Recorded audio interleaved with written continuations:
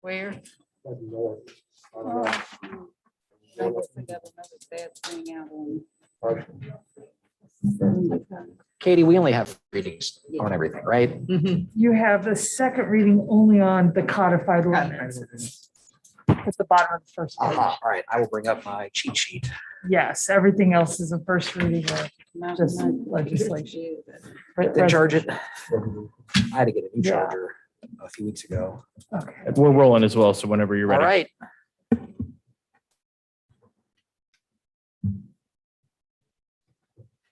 Good evening and thank you everyone for joining us. I will now call to order the Riverside City Council meeting for Thursday, December 2nd, 2021. Madam Clerk, would you please call the roll? Ms. Campbell? Here. Mr. Denning? Here. Mrs. Franklin? Here. Ms. Fry? Here. Ms. Lomach? Yes. Mr. Maxfield? Mayor Williams? Yes, Move to excuse Mr. Maxfield. we have a motion from Mr. Denning and a second from Deputy Mayor Lomach to excuse Mr. Maxfield from tonight's meeting. All those in favor signify by saying aye. Aye. Any opposed, say nay. Mr. Maxfield's excused. And do we have any, Mr. Manager, do we have any additions or corrections to the agenda? Yes, Mr. Mayor, we've removed 2 items related to new police officer swearing in and a Medal of Valor presentation that will go to next meeting, December 16th. We've also added a resolution pertaining to accepting a settlement agreement related to the national opioid settlement. Move to approve amended agenda. Second. We have a motion from Mr. Denning and a second from Ms. Franklin to approve the amended agenda. All those in favor signify by saying aye. Aye. Any opposed, say nay. Agenda is approved. If you would all please join me now and rise to pledge allegiance to the flag.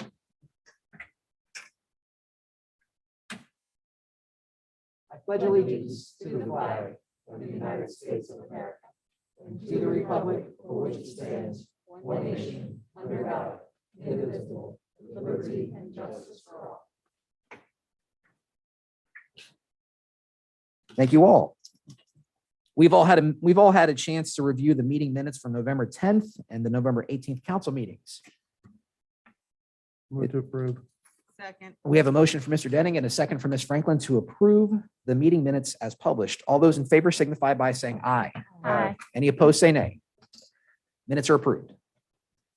If there are any citizens with us tonight that wish to address council, we have forms in the back to please, that I ask you to please fill out to speak on either agenda or non-agenda items. We have already had one citizen do so. And then please bring it up to our clerk. We'll move right into department updates and I'll hand it over to the city manager. Mr. Roush, good evening. Thank you, Mr. Mayor. We have police, fire, and public service this evening, and I'll turn it over to Chief Robinson for a brief police report. He said brief. Thank you, sir. I appreciate it. As you know, we were supposed to do this swearing in tonight, and I apologize for that. We just had some issues with the folks getting all the people they wanted here tonight. So we postponed it so we can get that done. And we want to do both of those things at the same time. So we want to make sure we do the presentation for Sergeant Vance for the Medal of Valor at the same time. So that's why we moved it. I apologize for that. No worries. Thank you, Chief. Sir? That's no problem to reschedule, but I'm glad that I'm glad we're going to get it all at the same time. Yeah, it just made more sense because then we have more people coming, whatever. So, I want to talk to you about a little bit about the vehicles that we have. We still have 2. We're still 2 vehicles down, but we also have 2 vehicles that our cameras are down. The city manager doesn't know this because we haven't had this conversation. I just found out today. We've been talking we have G-Tech computers in the car, and the guy who used to work for WatchGuard, which is our current provider, is with G-Tech, and he's actually came and gave us a presentation in regard to the camera system they have. So what he is going to do is allow us to have a loaner model, if you will, to be able to test out one of their camera systems to put into one of the cars that the camera's down.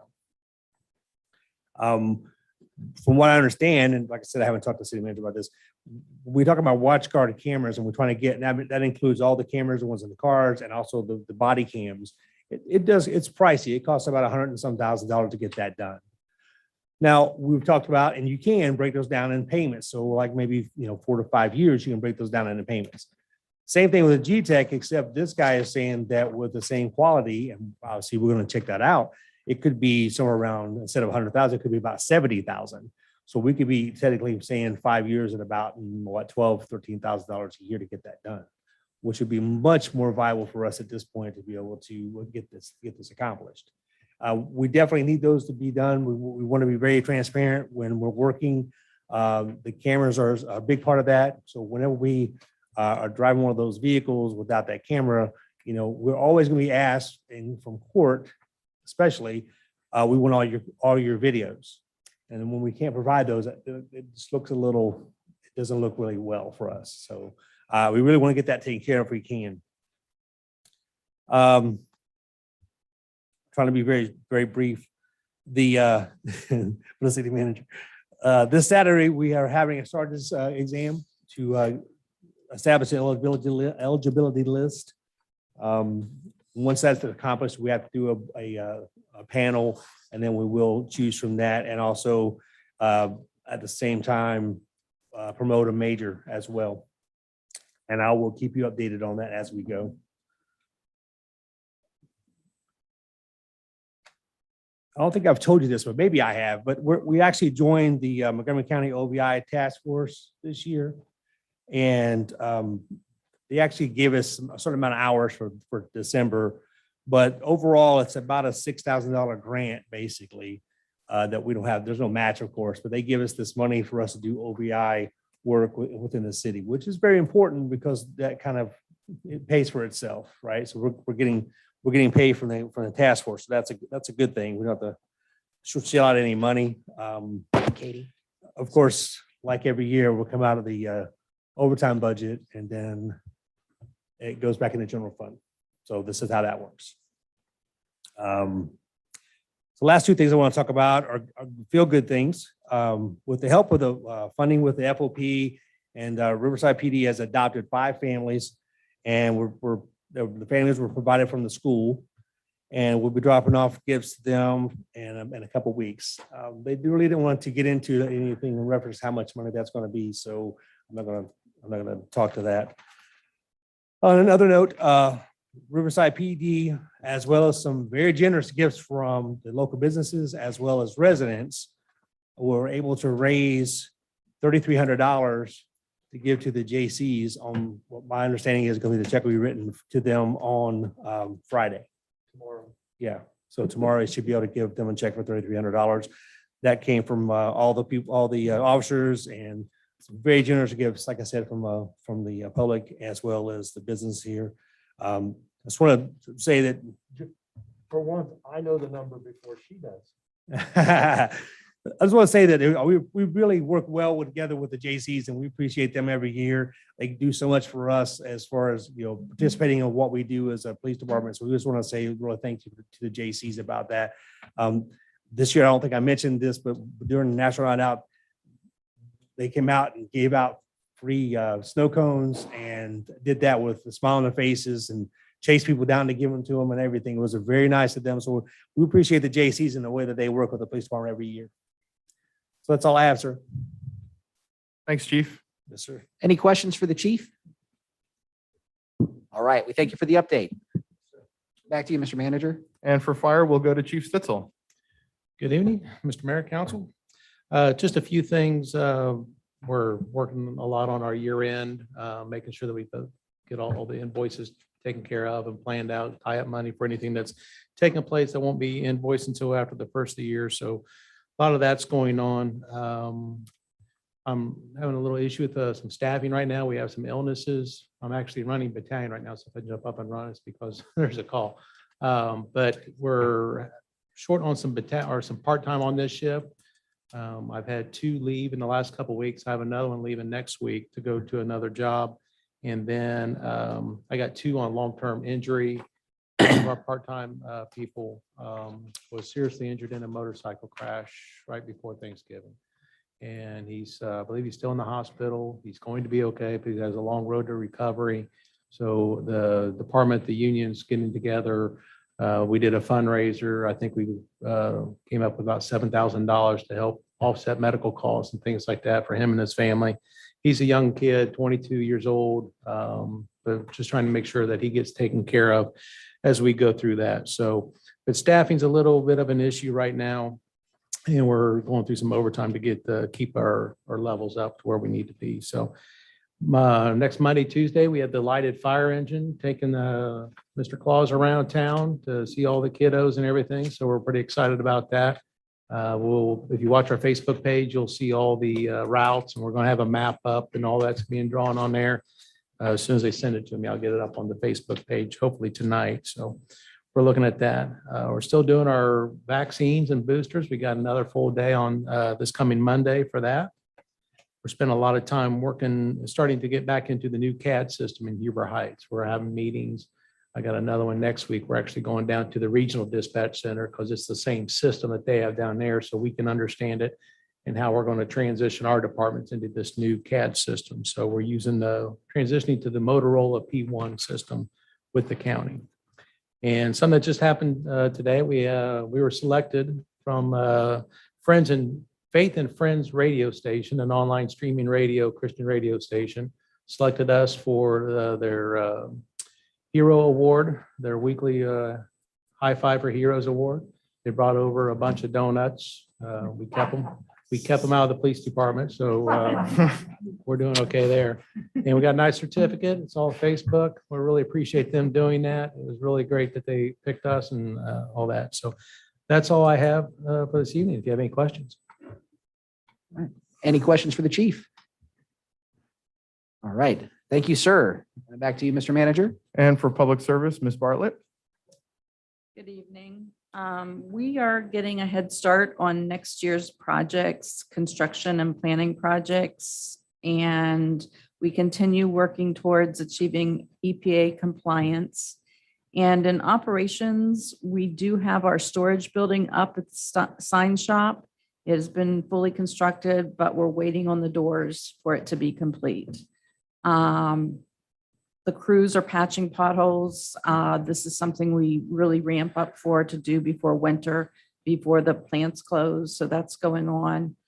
We have all 4 dump trucks ready for snow. And our new dump truck is in and should be ready by early January. The Drenim play structure is to be constructed December 20th. And we have 2 little libraries going in at Drenim and Community Parks, and those are going to be installed by Eagle Scout Ben Sebastian on Saturday, December 4th. Troop 329. That's a St. Helens troop. That's how I know that. And hopefully there'll be one going in at Roar in the spring for another Eagle Scout candidate from the same troop. Let's hope. And that's all I have. Any questions for Ms. Bartlett? All right, we thank you. And to the city manager for his report. Thank you, Mr. Mayor. Just a couple of items for council's awareness. The first concerns the intersection at Woodman and Burkhart. So you'll recall that, I believe it was the last meeting, council approved expenditures up to about $26,000 related to the signal improvements at that intersection. We were notified by ODOT. So just to back up, ODOT requested that we take that to you at that time before they put the project out to bid. We were notified about, 3 hours ago that the bids came back on that project and they're substantially higher than what ODOT had estimated. So ODOT is now requesting that if we want to continue participating in that project, that we identify an additional about $32,000 on top of the 26, right, that we've already approved. So this is, I don't necessarily need direction from you this evening. ODOT is kind of, they say, on a tight timeline, and we're talking to them about that timeline. And we also are trying to figure out if council wishes to proceed with this, where we would pull that money from. And so I plan on having an item on next meeting's agenda where we can come to you with a recommendation and a proposed solution for whether or how to pursue that. But the basic question then will be, we'll have a plan for how we may be able to address that additional expense if you'd like to pursue it. And then if you decide not to, we would have the design for that project in hand, but we would not proceed to construction. So we could push the construction portion off into a later date whenever we identify additional funds to do it. It's kind of a bummer all the way around because we didn't initially expect to have to pay anything out of pocket for this project. And just given the way that ODOT's estimate and the bidding went out, it's apparently come in much higher than anyone expected. So we'll work a plan up and get that in front of you at the next meeting for how we could potentially address that. So that's the first item. Second is related to Woodman and Airway, another project related to intersections and signal adjustments. So this is another one of those projects that we have budgeted for next year. And the way that process would go, I know we haven't had a whole lot of discussion about that project specifically in front of council yet. Our next step with that, just for your awareness, is to work with the county on an interlocal agreement that sort of specifies what our responsibilities are, what their responsibilities are, and again, tries to nail down and refine the cost estimates that we have in hand. We intend to start the process of working out that interlocal agreement with the county here in the coming weeks and to come to you early next year to get feedback on that project. Because if council decides or determines not to proceed with that project, we would want to let the county know sooner rather than later. So we will plan on bringing that again to you in January sometime to get some direction on that. I just wanted to let you know that that is also in process and that we're working that project as well.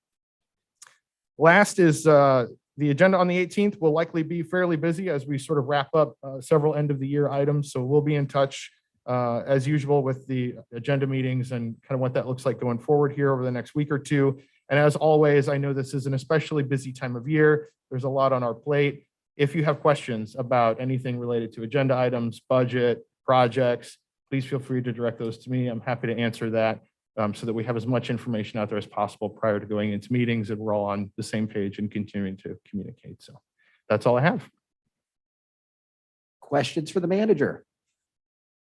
Are we going to have a work session next Thursday? I don't believe so because I believe several folks are not available. Yeah, That I day. know I'm not available. I Okay, believe well, Jesse's still out of it was town. just that if we were going to, maybe some of that could be, that since we're going to have a heavy agenda for the following week, maybe some of that could have been downloaded. If we're not having a meeting, that's fine. Yeah, and then the other wrinkle is that a lot of it would require action. So I'll try to, the other thing I can do is try to work into the agenda on the 16th. If I can give you sort of a high level overview of things that just need discussion, I'll plan on doing something similar to this at the next meeting too, where I can give you a preview of what's coming. All right.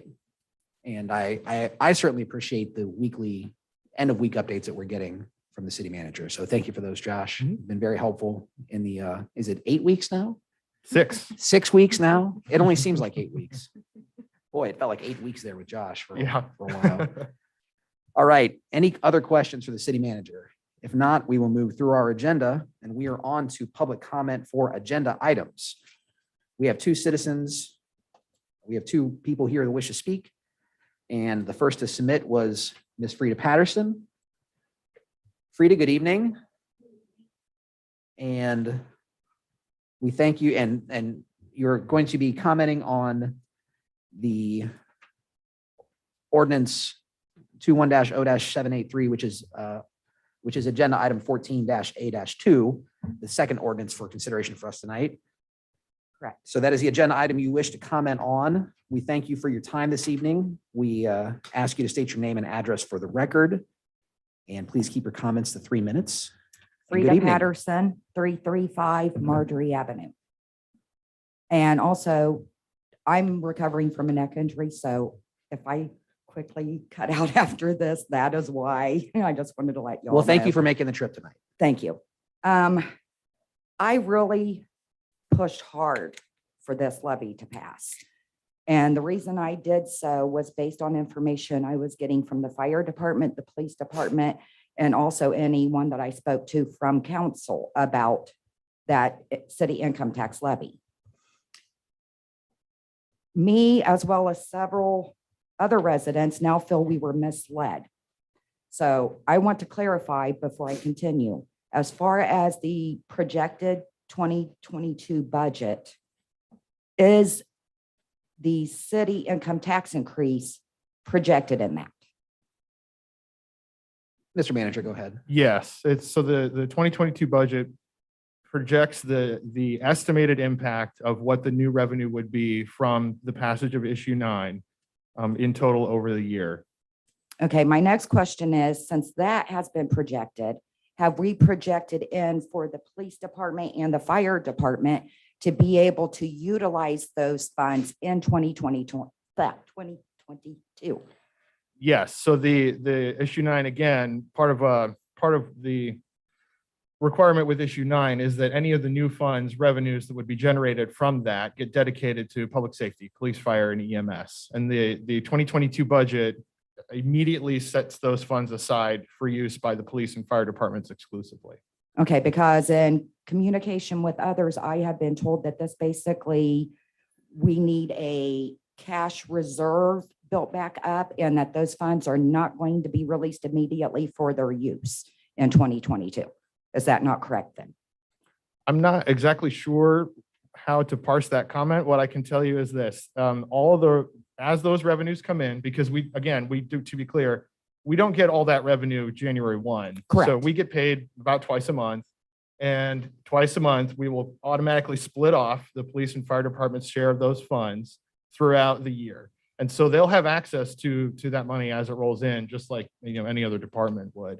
As far as the cash reserve issue, what I can think probably there is that we've talked before in some prior work sessions about how historically the city has dipped into its reserves to pay for ongoing operating costs. Correct. And we're at a point now where we can't continue to do that without running the risk of catching the attention of the auditor.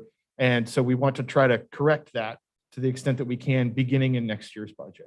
Okay, so whenever I've been told by some people that basically the funds aren't going to come in immediately. We all realize that. But immediately our paychecks, the money's coming out. We're paying in. Of course, it's going to, the CCA first before it comes to you guys. So whenever I've been being told that they're going to basically, not the wording, sit on this for a little bit before they can then hire their firefighters, their police, or whatever they need to do. I'm now being told that is not correct. I suppose I don't know what you mean by sit on this for a little bit. As in, it's not being dispersed immediately to them for their use. So like I said, as soon as whatever revenues we are collecting come in, they automatically get dispersed to those departments and that money gets set aside as we're required to do by law. Okay, so did I misunderstand, Mayor Pete, through our discussion? that Well, we I had? think what I was explaining is that as we were projecting out a budget for the next year, that we were not, that the budget that was presented by the city manager is that we don't project in year 0 of the new income tax paradigm, which is a significantly smaller general fund and a larger amount of income tax dedicated exclusively to police and fire, Correct. that we are not in a position in year 0 to project out exactly where we'll be at the end of the year.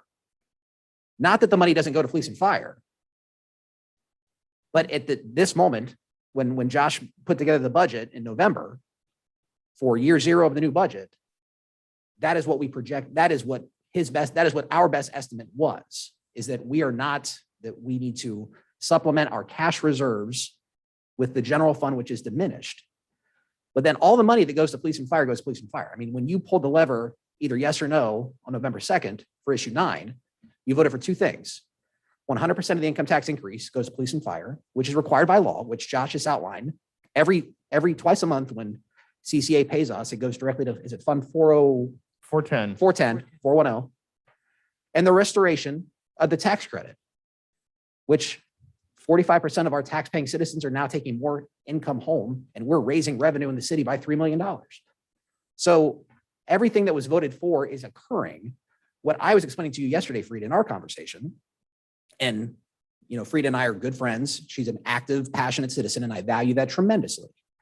What I explained to you yesterday was that the process we went through in our budget discussion with our new city manager was that as we project out what we're able to do in the very beginning of the new budget paradigm, this is the conclusion that we arrived at, was that the money that comes in for police and fire goes exclusively there, but with the diminished general fund and the same amount of commitments needed to be filled, we need to solidify our foundational budget moving forward to sustainably and responsibly staff and increase public safety for years to come, on and on and on.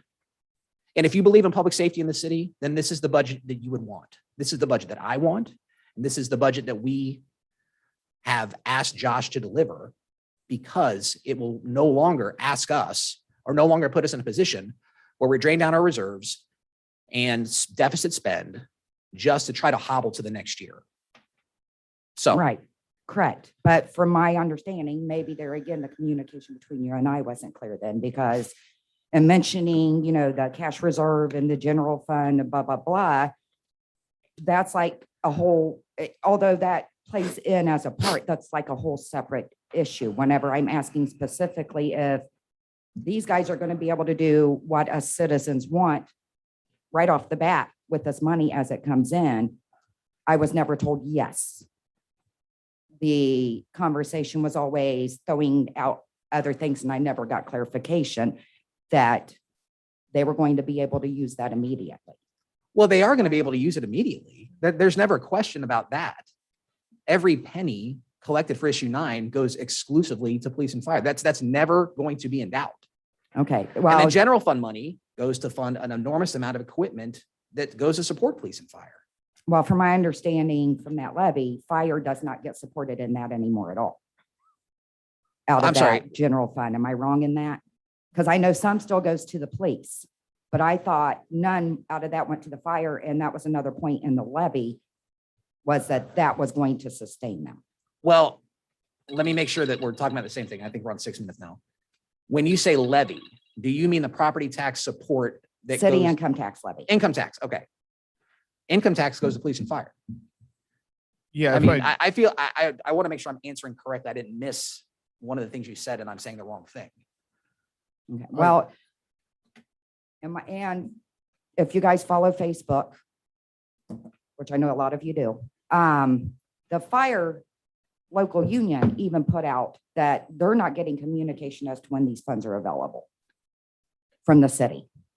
Well, I did meet with all of them, or with the union representatives just a couple of weeks ago to explain, and I met with police as well and public service and to explain kind of what's going on and what the general approach was following the work sessions that we had with council as well. I can't speak to what those folks took back to the rest of the union members, of course, but I can tell you that as far as what we've been trying to do here at City Hall and in this office, we've been as transparent as we possibly can with what's going on, just because, as the mayor mentioned, part of the wrinkle with this is that because the chargeback changed, the total amount of money that we're bringing in as a city is likely to change. And all the estimates that we have are the latest data that we have available to make estimates is from 2019. So that's before COVID, that's before any of this stuff. Right. So part of the reason when we talk about the changes are, it gets a little bit complicated because basically the size of the pie is likely to change. The amount of money that we're likely to bring in as a city is likely to change, even though the rate is going up because the chargeback has also changed. Basically, Correct. the whole thing is we're entering sort of totally new territory, which is why when we say we're in year 0, that's kind of what we mean, where it's going to take some time to figure out exactly what the impacts of this are in a COVID world where we're now doing 2.5% with a full credit back to figure out how all these revenues are going to break down. And we've been very transparent as far as trying to estimate, here are the best and most reasonable estimates we can come up with. And we're just going to have to wait and see. how Right. it I actually understand pans they're all out. estimates and projections. I mean, Yeah. you're not going to know till the funds actually start rolling in. I Right. mean, that's understandable. Yeah. But there again, this news release from the local union was just done a couple of days ago. So I still feel like as far as citizens, and obviously if they're putting that out there also as them, there still is lack of communication, a clear, defined communication. Because I believe, okay, another person also reached out. I don't know if it was you, Mayor, or who it was, but also reached out to someone asking the same questions. And he came to the same conclusion that I did, which was the city was basically saying, we're sitting on these funds until we see what we have before fire and police, not in those exact words, but he took it the same way as I did. And we're talking 2 different residents. So there needs to be, once again, clear communication, because I tell you what, Well, Frida, my Frida, blood can I, pressure, well, Frida, can I offer because I this? push for that. And Frida, let me offer this. I don't believe you've had a chance to meet Josh I yet. have not yet. What I'd like to do is invite you to find time to sit down with Josh. And I'd also invite you, obviously, I'm always happy to take your call or sit down and have a cup of coffee. But I would love to have the opportunity for you to have more of this information from the city manager. And I feel, I understand, and anyone here that you'd like to anyone not here, but anyone that you'd like to also hear that information from Josh directly. And I also think that it's important to know that not only did the city manager sit down with the fire union and its leadership, so did myself with the deputy mayor and with Councilman Denning. We were happy to take their meeting right after the affirmative vote and talk about everything that we just talked about here and lay out everything. And we've had, I believe, 3 different meetings where we've talked about budget almost exclusively that are all available on YouTube. Josh's presentation is also available at your beck and call. So, Which I did watch the last meeting, but so there all, again, I can't sit there. I that know, long and I don't want you stare at to, the I don't want you to screen put right yourself now. out, but in the interest of you getting the most clear picture you can possibly have as a citizen, I would invite you to take up the opportunity that I'm volunteering Josh's time. Happy to do it. And he's happy to do it. And get these questions answered and ask your own questions and get the scenario laid out in the way that you can best digest it, and then ask more questions. Okay, that sounds great. More than And I willing. hope you're feeling better soon. Thank you very much. All right. Thank you for your time. Okay, have a Frida. good evening. Thank you Thank you, guys you for your too. time. All right. Right at 3 minutes. Good job, Mayor. I think there was a 0 on the back of it. Yeah. Please keep your comments to 300 minutes. Okay. All right. Seriously, Frida, thank you. I appreciate the discussion, and I appreciate you asking questions to make sure that the people know what's going on here. But again, if you follow our YouTube channel from the Thursday after the election until this moment, there is plenty of easily what I would consider digestible information and PowerPoints that Josh put together and discussion that we've had about the budgets that we're implementing and the challenges and opportunities that we face. Moving on, the next person who's asked to speak is Tom, is it Ywca? I thank you for being here tonight with us, Mr. Ywca. He wishes to speak on agenda item 14A3, which is the 3rd ordinance in front of us, which is a potential rezoning. So, Mr. Ywca, thank you for your time this evening. If you do have a moment, please state your name and address for the record and keep your comments to 3 minutes. Okay. And he'll probably say, well, what about the last person? No. So, It won't be but close to that. we certainly want to make sure the questions are answered. That's why I wanted to make sure that Ms. Patterson had chances to interact and get those questions answered. So thank you for your time tonight. My name's Tom Ywca, and I'm with the engineering firm Haley Ywca here in Dayton. And as you brought up, I did want to talk about an issue that's going to have a first reading tonight. I'm a little bit new to the process, but I was brought in late on this particular zoning request change. But I was given guidance through the zoning department. I saw their technical review, and I was given an opportunity to comment on that, to give them the information that they were talking about in that review, and they said that they submitted that. Now, you guys may not have that yet, and maybe more of the second reading and not the first reading. But I was told that tonight we wouldn't really discuss the issue. It was the first reading, and that the more of the discussion would come in the second reading. But there was a but after that. There is a chance that because the recommendation was to deny, you might just take it off the book. So if I had anything to say, I was to come here tonight. And so basically that's where I'm at. That I did have a response to all of their technical questions and reviews, and I submitted that, and I submitted a different layout. And I just want to make sure that this will be carry on into the second reading without being denied, because I think I have some information that what I would really like to do is for the zoning people to reevaluate their decision and not put on here right away that they're saying for denial without listening to what I had to offer to them. I don't know if that's going to happen. I'm not sure of the procedures, but I just don't want to lose the opportunity I don't want this to get denied and then not have an opportunity to come back, because we have to get the zoning changed if this is going to work. So anyway, I just wanted to make that point. If we could. Can I'm sorry to interrupt you, Mr. Dusa. Can I ask the law director a question? Ms. Grandjean, so we have a first reading tonight on the planning commission's recommendation. Will there, by statute, or let me make sure that I'm understanding correctly. By statute, we will have a second reading on the 17th. You could vote to waive 16th, the sorry. second reading, but I don't believe you're going to do that. So yes, there will be a second reading. Correct me if I'm wrong.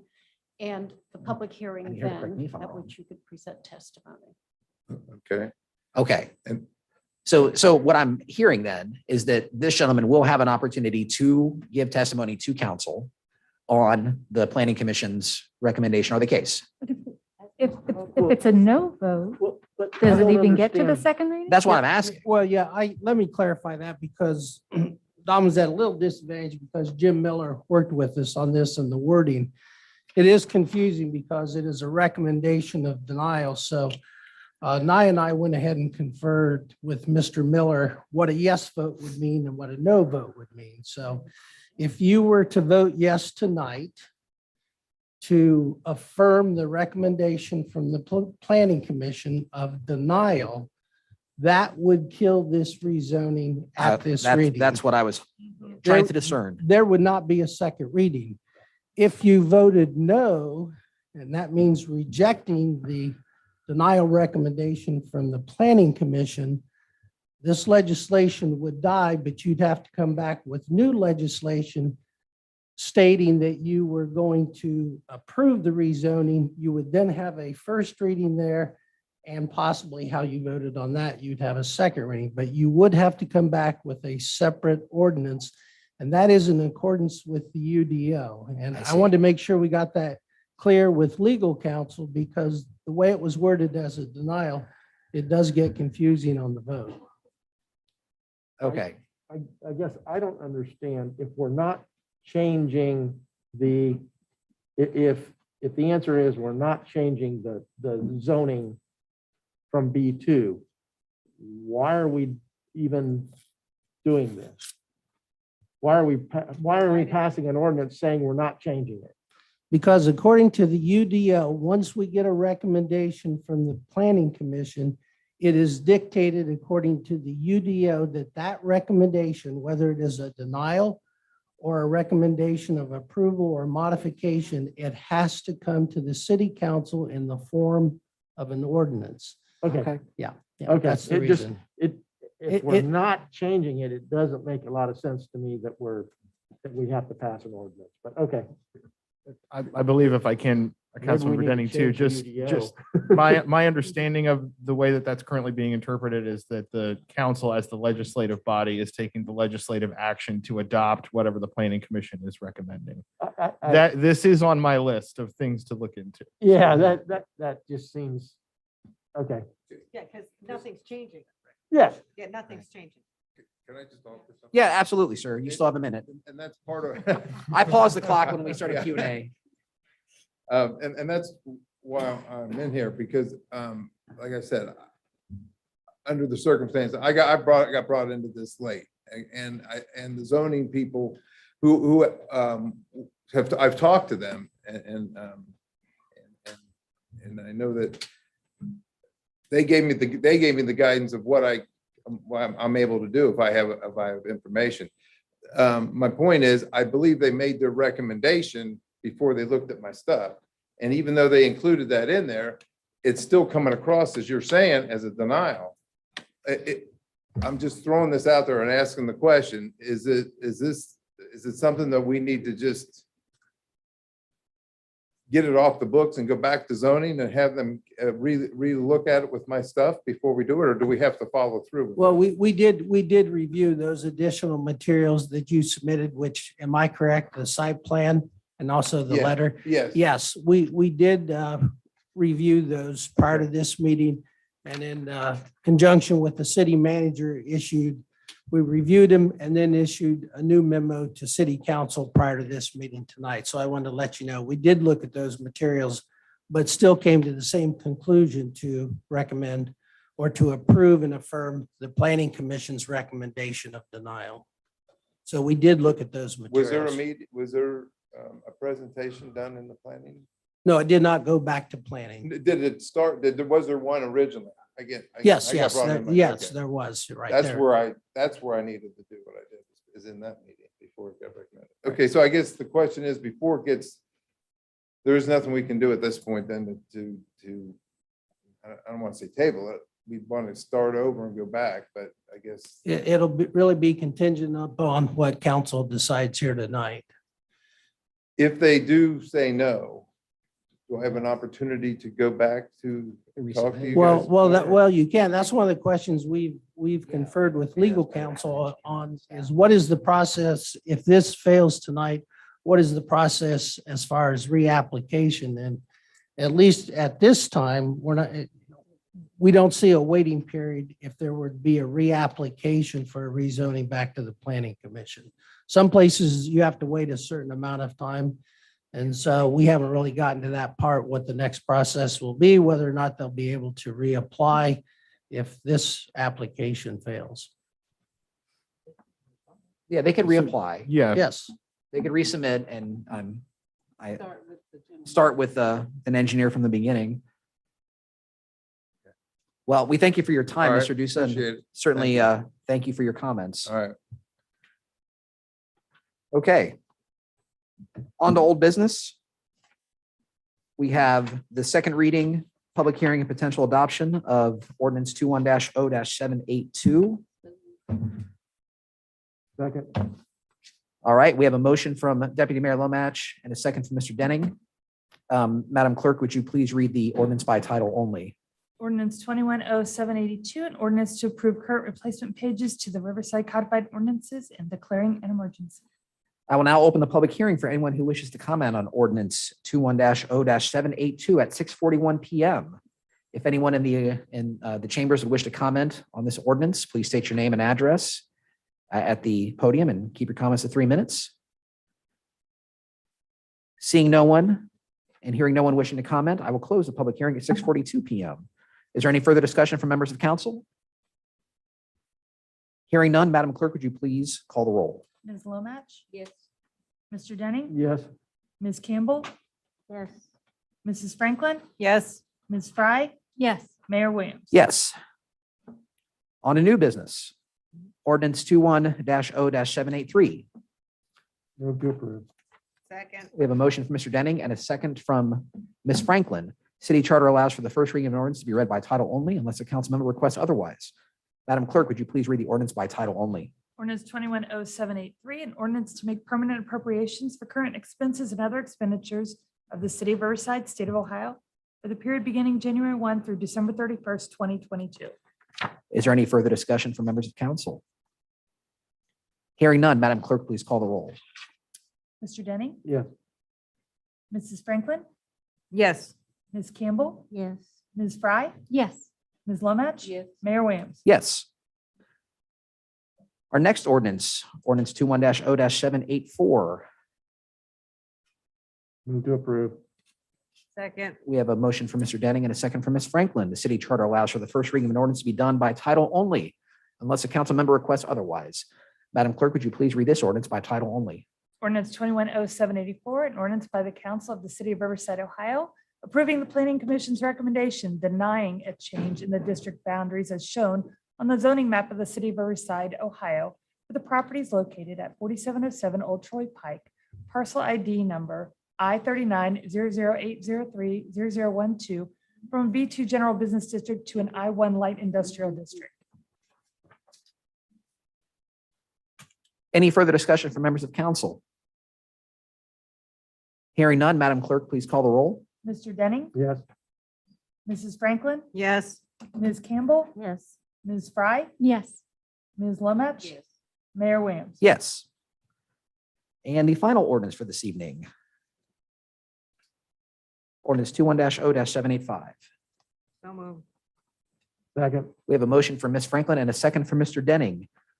The city charter allows for the first reading of an ordinance to be read by title only unless a council member requests otherwise. Madam Clerk, would you please read this ordinance by title only? Ordinance 21-0785, an ordinance by the council of the city of Riverside, Ohio, approving a change in the district boundaries as shown on the zoning map of the city of Riverside, Ohio, for the property located on Glendine Avenue, parcel ID number I-39-0011000007 from R3 medium density residential district to R4 multifamily residential district. Is there any other discussion from members of council? Hearing none, Madam Clerk, please call the roll. Mrs. Franklin, Yes. Mr. Denning, Yes. Ms. Campbell, Yes. Ms. Fry, Yes. Ms. Lomach, Yes. Mayor Williams. Yes. Ordinance passes. Thank you. Moving on to our resolutions. Mr. Manager, could you please give us a brief Reader's Digest version on the first one? Yes, Mr. Mayor, this is a resolution recognizing the Lions Club Project Share. And I believe, Madam Clerk, correct me if I'm wrong, is there a donation attached to this as well? $250. $250. Thank you. Second. We have a motion from Deputy Mayor Lomach and a second from Mr. Denning. All those in favor of Resolution 21-R-2728 signify by saying aye. Aye. Any opposed, say nay. Resolution passes. And the next resolution, Mr. Manager. 2729 authorizes the city manager to renew our lease agreement with Colliers for leasing spaces in both Wright Point buildings. So this would carry us through for the following year. Got it. Mr. Denning made a motion. Second. And Ms. Franklin made a second. All those in favor of Resolution 21-R-2729 signify by saying aye. Aye. Any opposed, say nay. Resolution passes. And the final resolution, Mr. Manager. And the final resolution, our bright note of happy news. We received notification that we can participate in the national opioid settlement with respect to Janssen, which is owned by Johnson & Johnson. This is substantially similar to our participation earlier in the year. I believe it was this past August. This resolution authorizes me to sign that participation agreement. Move to approve. Second. We have a motion from Mr. Denning and a second from Ms. Franklin. All those in favor of Resolution 21-R-2730 signify by saying aye. Aye. And any opposed, say nay. Resolution passes. Thank you. And we'll move on to public comment on non-agenda items. We didn't have anyone turn in any requests or petitions to the clerk. So we'll move right into council member comments. Without our leadoff hitter, Jesse here, we will move right to A's for April. Ms. Franklin. I don't have anything, thanks. B is for Bev. And then that's me. P is for P. There we go. I want to invite members of the community that might be looking for a Christmas bazaar this weekend. And if you like cabbage rolls, visit St. Helens. We have our Christmas bazaar and cabbage roll dinner. There's also a Christmas bazaar at Carroll High School this weekend also. We just nationally had a day of giving on Tuesday, and I wanted to point out two local organizations that I am able to be supportive of, and I'm very thankful for that. The first one is an organization where I'm very lucky to serve on their board. The American Heritage Veterans Center is an organization that supports the Dayton VA, both preservation of their historic buildings and support of their mission. So I'm very happy and privileged to be able to serve on that board and support them on Giving Tuesday. And the second is the Dayton Ywca, which does a tremendous job for families in our region. And I'm privileged to call Shannon Isom a friend who does a wonderful job leading that organization. So I hope that there are people in our community that were able to support organizations that they believe in on Giving Tuesday. I'm very happy that we as a council are supporting Project Share and the Lions Club. And I was very happy to hear the update about the work that the JCs are doing around Christmas time. So thank you to these nonprofits that are really making things happen in our city and our region. Deputy Mayor. Yes, I had MVRPC this morning and was delighted to have the opportunity to introduce Josh Roush to some of the region leaders that participate in that organization. And I have already, Josh has all the information. We're not going to have any raise of dues this year for MVRPC because the 2020